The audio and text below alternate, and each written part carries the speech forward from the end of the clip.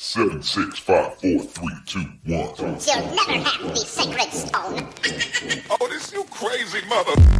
A fantastic voice, not just a singing voice, but your talking voice is very unusual. It's like it makes you step back a little bit, like, oh. I've actually recently I was walking around in Boston and I went to a museum and this like older man walked up to me. I had no idea who I was. He was just enjoying the art also in the museum and started talking to me forever about my voice and then there was a college, some sort of trip to the museum, and then everybody started freaking out.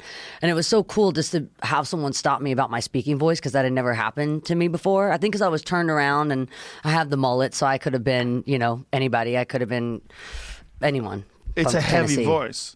It's a heavy voice. You didn't always have a heavy voice, though. Like when my kids love Hanna Montana, by the way. Yeah. So when I would watch, your voice was different.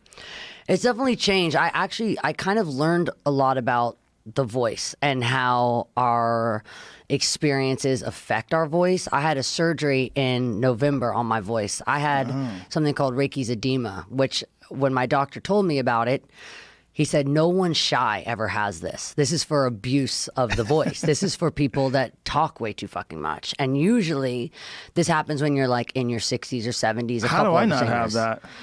I don't know. I don't know. Mine, I think, honestly, really, I started touring, you know, at probably 12 or 13. And not only was the adrenaline that you have after a show, it's not really the singing that affects your voice as much. It's afterwards.